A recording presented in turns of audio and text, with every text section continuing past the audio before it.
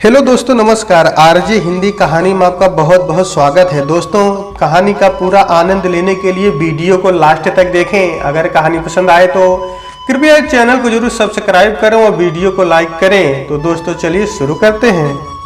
Saket superfast train अपनी पूरी रफ्तार से दौड़ी जा रही थी। स्टेशन दर स्टेशन, नदी नाले पुल सब कुछ पार करती जा रही थी, बिना कहीं रुके या थमे।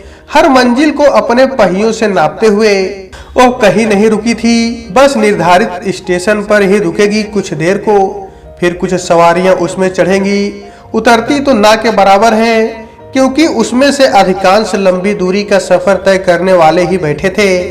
मैं मुरादाबाद से लखनऊ जा रही थी। मेरी सीट रिजर्व थी, सो मुझे कोई परेशानी नहीं हुई। आराम से अपनी सीट पर आकर लेट गई थी। वैसे इतनी भीड़ होती है कि खड़े होने भर को भी जगह ना मिले। अगला स्टॉपेज बरेली जंक्शन था। सुबह के 5 बजने वाले थे। जैसे ही ट्रेन रुकी, एक खूबसूरत सी कमसिन लड़की उस कोच में चढ़ गई। उसके लंबे घने लहराते बाल उसके चेहरे की सुंदरता को और बढ़ा रहे थे। वह मेरी सीट के पास आई और बोली, दीदी क्या मैं यहाँ आपके पास बैठ सकती हूँ? उसकी गहरी काली और चमकती आंखों से झांकती याचना, दीदी मैं रिजर्वेशन नहीं करा सकी। आज मेरा पेपर है और जनरल बोगी में सफर करना बहुत मुश्किल है। उसने फिर से कहा, ठीक है बैठ जाओ। कहाँ तक जाना है? लखनऊ तक। मुझे लगा कि उसने इस कोच में आकर ठीक ही किया है, क्योंकि उस अकेली के लिए जनरल बोगी में जाना निस्संदेह गलत रहता। एक तो खड़े होने तक की जगह बड़ी मुश्किल से मिलती, दूसरे हर तरह की नजरों का सामना करती हुई ओहो भीड़ का फायदा उठाकर उन लोगों से अपने शरीर को कैसे बचा पाती, जहां हर कोई उसे किसी न किसी बहाने छूने का प्रयास करते और वह कुछ कह भी नहीं पाती। मैंने उसे अपनी सीट पर बिठा लिया। वैसे भी अब दिन निकलने वाला था और लेटने का कोई औचित्य ही नहीं। अब आगे का सफर बैठकर भी आसानी से पार किया जा सकता था। वह एक किनारे से बैठ गई थी और पीठ पर टंगे बैग को उसने अपनी गोद में रख लिया था। वो अपने मोबाइल के साथ बतियाने लगी। हाँ, वो व्हाट्सएप पर किसी से बात कर रही थी। उसके चेहरे पर आते जाते एक्सप्रेशन सब चुंगली कर रहे थे।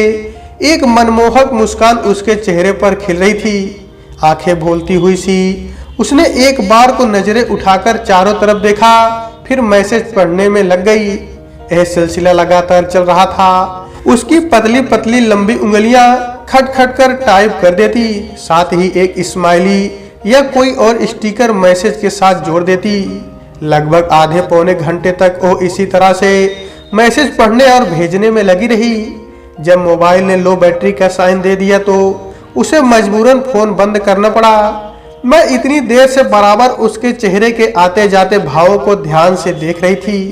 पल पल रंग बदलते हुए भाव बिना कहे भी सब कुछ कहे जा रहे थे कि उसी समय मेरे फोन की घंटी बज उठी थी। देखा तो घर से फोन था। वे मेरे आने के बारे में पूछ रहे थे। मैंने उन्हें बताया कि बस 2 घंटे में पहुंचने ही वाली हूँ। कुछ बातों के बाद फोन बंद किया और मैं अपनी आंखें बंद करके सीट से पीठ टिकाकर बैठ गई।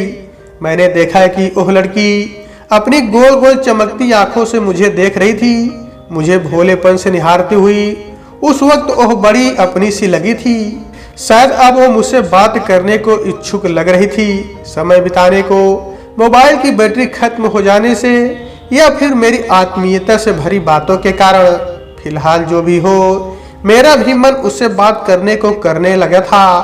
आप भी लखनऊ जा रही हैं?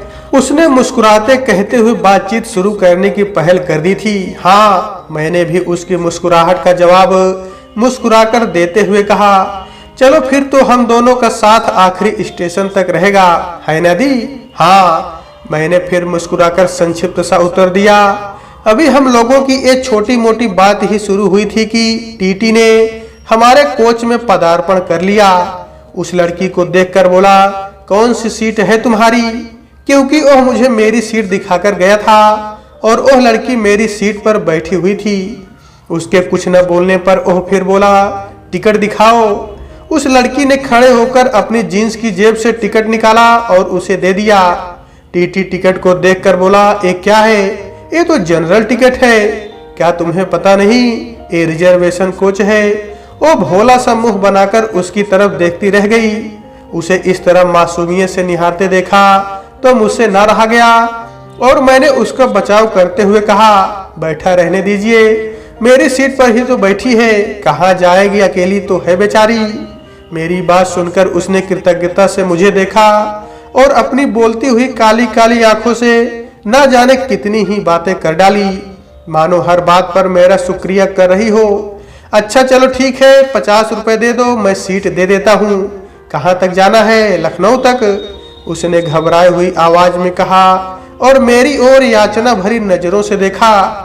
उसकी बोलती हुई आंखें एक बार फिर मुझे बतियाने लगी, जैसे वो कहना चाह रही हो, दी अब आप ही मुझे बचाओ, मेरे पास देने के लिए रुपए नहीं हैं, अब मैं कहाँ से इनको 50 रुपए दूं। उसकी आंखों की भाषा पढ़ते हुए मैंने टीटी से फिर कहा, मेरी सीट पर बैठी है, बैठी रहने दो, क्या करेगी सीट लेकर, अब लखनऊ दूर ही कितना रह गया है। मेरी बात सुनकर वो आश्वस्त तो नहीं हुआ, फिर भी बिना कुछ कहे शायद गुस्से से भरकर चला गया। वैसे देखा जाए तो उसकी नाराजगी स्वाभाविक थी। खैर अब वह लड़की निश्चिंत होकर आराम से सीट पर बैठ गई थी।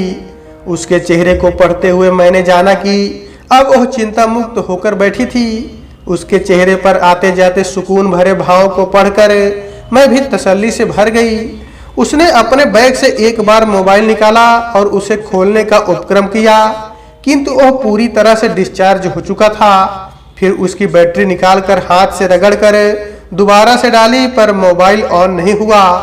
वो उसे अपने बैग की चेन खोलकर उसमें रखने ही जा रही थी कि मैंने कहा, इधर प्लग लगा है, चार्ज कर लो। मेरे एक कहने पर बोली, दी जल्दी जल्दी निकलने के कारण चार्जर रखना ही भूल गई थी, मेरे पास है देखो, अगर यह लग जाए तो। मैंने उसे अपना चार्जर निकाल कर दिया। उसके मोबाइल में वह लग गया और उसने उसे चार्ज करने को लगा दिया था। उसने फिर मेरी तरफ देखा, लगा जैसे वह अपनी आंखों से अनेकों धन्यवाद कह रही हो। सच में उसकी बोलती हुई सी आंखें बिना कहे ही सब कुछ कह देती थी। एक बार झांक कर देखो, दुनिया जहां की बातें समाई सी लगती थी। वह मुझसे कुछ बात करना चाह रही थी, किंतु कोई झिझक उसे रोक रही थी। तो मैंने उसकी आंखों की भाषा को पढ़ते हुए खुद ही बात शुरू कर दी। क्या कर रही हो आजकल? मेरा मतलब पढ़ाई। जी HR से MBA 4th सेमेस्टर है, कॉलेज की तरफ से इंटरव्यू के लिए भेजा जा रहा है। और भी बच्चे हैं, वे कल रात निकल गए, आज 9 बजे से शुरू हो जाएगा एग्जाम, तो तुम भी रात निकल जाती। लेकिन मेरा कोई जानने वाला या रिश्तेदार वहां नहीं रहता है, तो रात में रुकने की मुश्किल हो जाती और घर से भी परमिशन नहीं थी। वैसे भी आज पहली बार अकेले जा रही हूँ, हमेशा भाई साथ जाता है, लेकिन उसका भी कोई काम निकल आया और उसे आज दिल्ली जाना पड़ गया। अच्छा क्या करता है तुम्हारा भाई? अभी पापा के काम में हाथ बटा रहा है। पापा की रेडीमेड कपड़ों की दुकान है। चलो कोई बात नहीं, आजकल तो लड़कियां बहुत स्मार्ट हो गई हैं और फिर आज के रिसेशन के दौर में जॉब मिलना बहुत ही कठिन है। कॉलेज की तरफ से भेजा जा रहा है, ये अच्छी बात है। आज कितने ही पढ़े लिखे और होशियार बच्चे बिना जॉब के भटक रहे हैं। हाँ दी, इसीलिए पापा ने जाने की परमिशन दे दी, क्योंकि मेरा भाई भी अपना मनपसंद जॉब नहीं पा सका, आज भी ढूंढ ही रहा है। चलो तुम खूब अच्छे से करके आना और इस जॉब को अपनी झोली में डालकर ही लाना। हाँ थैंक्स दी। मैंने देखा उसकी आंखों में आत्मविश्वास झलक आया था। वाकई उसकी आंखों में जरूर कुछ ऐसा था जो मुझे उनमें झांकने को बार बार आकर्षित कर ले रहा था। वह बिना कुछ और बोले उठी और उसने चार्जर से मोबाइल निकाल लिया। उसके चेहरे के आते जाते भावों के साथ ही मैं उसकी उन उंगलियों को देखने लगी जो हरे रंग की नेल पॉलिश में बेहद खूबसूरत लग रही थी। उसने अपनी नाजुक पतली छरहरी उंगलियों को मोबाइल पर फिराना शुरू कर दिया था। चेहरे पर हर बार आते जाते उतार चढ़ाव, कोई गहरी सोच में डूबी हुई या मुस्कुराहट जैसे भावों से घिरी। वो कभी कभी कितने सुकून से भरी जा रही थी। उसकी बोलती हुई आंखों में झांकना मुझे बहुत सुखद लग रहा था। मैं उसे लगातार अपलक निहार रही थी। सच में नवीनता हरेक को अपनी ओर खींचती है, फिर चाहे वो अंकुरण में हो या फिर संतत में। मुझे इस तरह अपनी ओर ताकते देखा तो वह मेरी तरफ देखने लगी। मोबाइल क्यों निकाल लिया, अभी कुछ देर लगा रहने देती। मैंने उससे कहा, हाँ अभी लगा देती हूँ। उसने हल्की सी मुस्कुराहट से मुझे देखते हुए कहा, मैं घर पर फोन कर रही थी और वह मुझे देख रही थी। ना जाने कैसा रिश्ता बन गया था हम दोनों के बीच, बिना एक दूसरे को जाने ही अपने से लगने लगे थे। वाकई कोई जरूरी तो नहीं कि प्यार या अपनापन सिर्फ अपनों या जान पहचान वालों से ही हो। ये जुड़ाव तो किसी के साथ भी हो सकता है, कहीं भी और कभी भी। वह बच्ची सच में मुझे बिल्कुल अपनी सी लग रही थी। वह मुझसे बात करना चाह रही थी और मैं फोन पर बात करने में तल्लीन थी। जब मैंने बाय कहकर फोन रख दिया तो देखा वह मुझे टकटकी लगाकर निहार रही है। उसे अपनी ओर एकटक देखते हुए पाया तो एक खूबसूरत सी स्माइल उसकी तरफ फेंकी। उसने भी मेरी मुस्कुराहट का जवाब मुस्कुराकर देने में तनिक भी देर नहीं लगाई थी। शायद मोबाइल पास में ना होने से वह बोर हो रही थी और मुझसे बात करना चाह रही थी, या फिर वो सचमुच मुझे अपना समझकर कुछ बातें करना चाह रही थी। फिलहाल जो भी हो, मुझे उससे बात करने का मन करने लगा था। क्या नाम है तुम्हारा? इतनी देर से साथ में बैठने के बाद भी मैं उसका नाम नहीं जान सकी थी। सपना, उसने मुस्कुराते हुए कहा। वाह, वेरी प्रिटी नेम।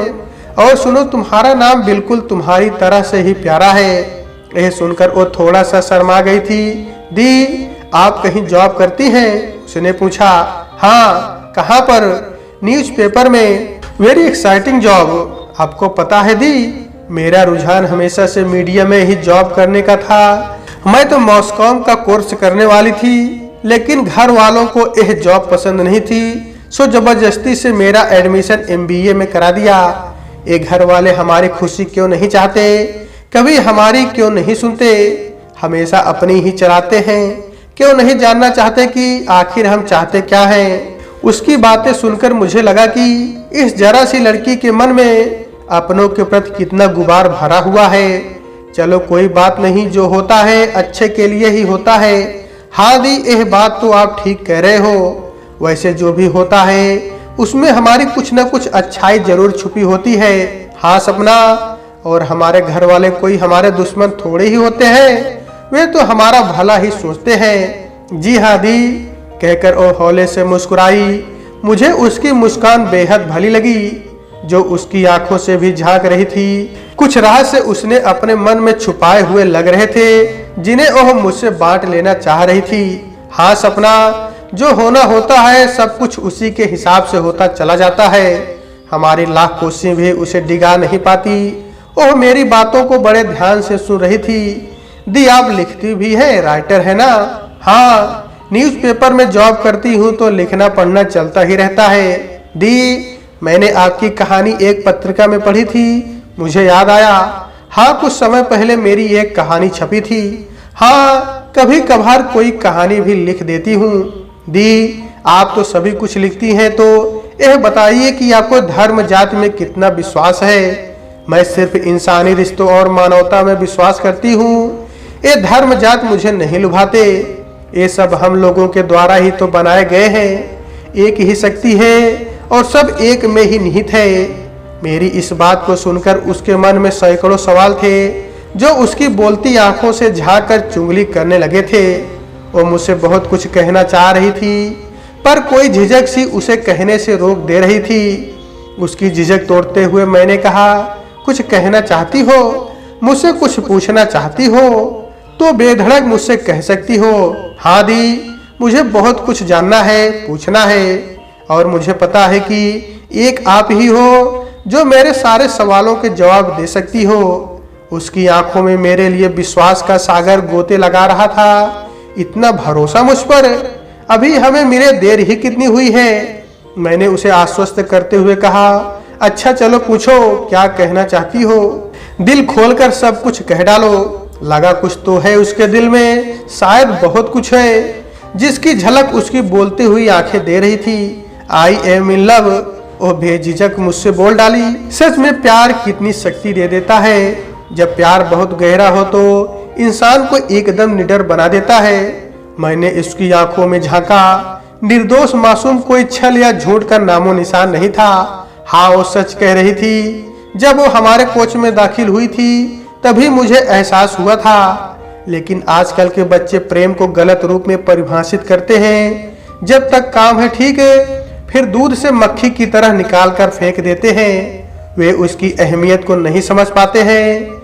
लेकिन उसे सच का ही प्यार हुआ था, तभी देखो कैसे तब कर सोने से निखर आई थी।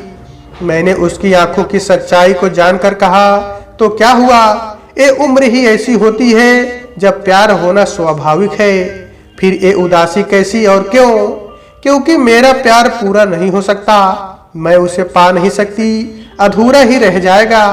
बस यही सोचकर हर समय उदासी छाई रहती है। क्यों अधूरा रह जाएगा भला? जब प्यार सच्चा होता है तो वो अपनी राह स्वयं खोज लेता है, मिलन होकर ही रहता है। हाँ, ये सच है, अगर तुम दिल से मिलन की चाह रखोगी तुम्हें कोई नहीं रोक पाएगा। दी, आपको पता है कि उसका नाम रिजवान है और मेरा सपना, वह मुस्लिम है और मैं हिंदू। हमारे धर्म अलग हैं, समाज हमें एक नहीं होने देगा। जब हमारे पापा को पता चलेगा तो वे मुझे जीते जी मार देंगे। नहीं मानेंगे, वे कभी भी नहीं मानेंगे। ये कहते हुए उसकी आंखों से आंसू छलक आए थे। मासूमियत और भोलेपन से लबरेज उसके आंसू मुझे भीतर तक हिला गए थे। वे बहते हुए आंसू उसके पवित्र प्रेम के निशानी लग रहे थे। मैंने उसकी पीठ थपथपाते हुए ढांढस बनाया। सपना, इस तरह रोकर खुद को कमजोर मत करो। अभी तुम्हें बहुत लंबी लड़ाई लड़नी है। खुद को संभालो, सब कुछ ऐसे ही चलने दो, बहने दो नदी सा जीवन को। देखना एक दिन सब कुछ बहुत आसान हो जाएगा। मेरी बातों से कितनी हिम्मत भर आई थी उसके अंदर, ये उसकी आंखों से झलक रहा था। हाँ दी, रिजवान भी यही समझाता है। बहुत प्यार करता है वो मुझे, बहुत अच्छा है वो। मैं उसके साथ बहुत खुश रहूंगी। जितना मैं उसके लिए पजेसिव हूँ, वो भी मेरे लिए उतना ही पजेसिव है। मैं उसकी बातों को बड़े ध्यान से सुन रही थी। आंखें कैसे चमक उठी थी, चेहरा कुछ और निखरा हुआ लगने लगा था। और दी, मैंने सुना है किसी के लिए पजेसिव होना सच्चे प्यार की निशानी है ना? उसने मेरी तंद्रा तोड़ते हुए कहा। ये कहते हुए उसकी आंखों में प्यार की चमक के साथ आत्मविश्वास भराया था। हाँ, मैंने संक्षिप्त सा उत्तर दिया था, क्योंकि मैं उसके चेहरे पर बढ़ाई रौनक को किसी भी कीमत पर कम नहीं करना चाहती थी। अनेकों प्रश्न जो उसके दिमाग में कुलबुला रहे थे, वे काफी हद तक शांत हो चुके थे। अब लखनऊ आने वाला ही था। उसने मुझे शुक्रिया करते हुए कहा, दी, मैं आपको कभी नहीं भूलूंगी, हमेशा याद रखूंगी। लेकिन हम फोन नंबर का आदान प्रदान नहीं करेंगे।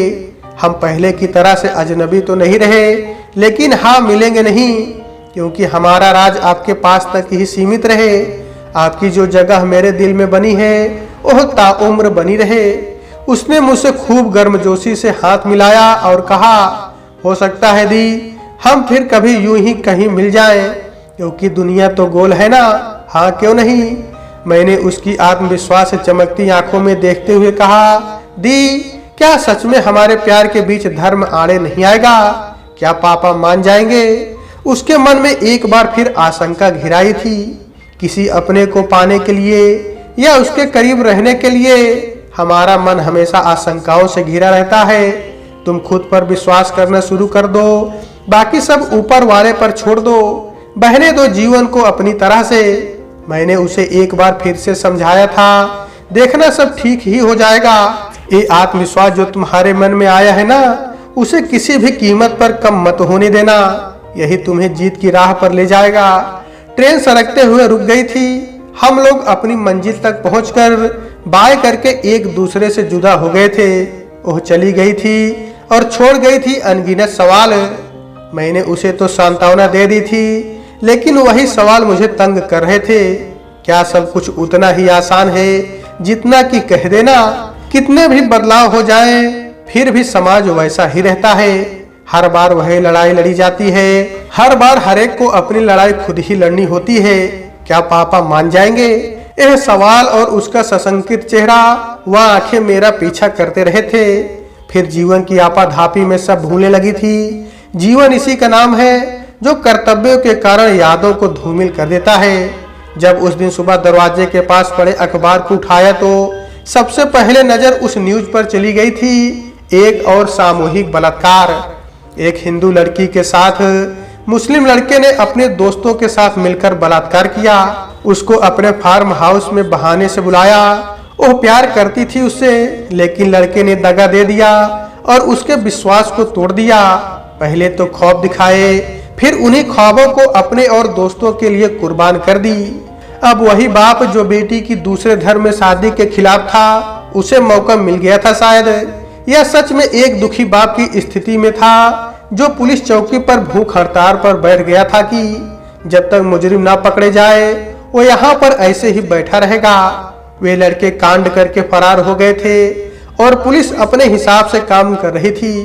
हालांकि अभी लड़की होश में नहीं थी। जो स्थिति स्पष्ट हो, क्या आज जीवन की यही सच्चाई बन गया है? क्या सामाजिक मूल्य अब खत्म हो गए हैं? इंसानियत या प्रेम का मतलब नहीं बचा, सब कुछ सेक्स या हवस तक ही सीमित हो गया है। क्या सच्चाई और विश्वास की कोई कीमत ही नहीं बची? उन लड़कों के साथ क्या वो बाप गुनाहगार नहीं जो अपनी बेटी की खुशियों में उसके साथ खड़ा नहीं हो सका था? ना जाने कितने ही अनगिनत सवाल मेरे मन में उथल पुथल मचाने लगे। इस घटना को पढ़कर मैं सन्न रह गई। मुझे काटो तो खून नहीं। इस तरह की न्यूज तो हमेशा ही अखबारों में होती हैं, रोज ही पढ़ती हूँ। फिर ये आज इतनी बेचैनी क्यों? कहीं ये सपना तो नहीं? पूरी न्यूज एक सांस में पढ़ गई। कहीं किसी का नाम नहीं। रिजवान और सपना को कई बार पढ़कर ढूंढ लिया, लेकिन कहीं पर नहीं। ना जाने वो किस घर की सपना होगी, या शायद ये वही तो नहीं। उसकी वे बोलती आंखें सच्चाई और प्रेम से भरी हुई जो मुझसे कह रही थी वो बहुत प्यार करता है मुझसे, पजेसिव है वो मेरे लिए। उस दिन से अब हर एक चेहरे में उसी को ढूंढने लगती हूँ, क्योंकि मैं उन आंखों का विश्वास आज भी कायम देखना चाहती थी जो अपने प्यार के साथ जीना चाहती थी। तो दोस्तों, आज के वीडियो में बस इतना ही। कहानी आपको कैसी लगी कमेंट बॉक्स में जरूर बताइएगा। अगर कहानी पसंद आई है तो कृपया चैनल को जरूर सब्सक्राइब करें और वीडियो को लाइक करें। तो दोस्तों, आपसे फिर मिलते हैं अगले वीडियो में। तब तक के लिए नमस्कार।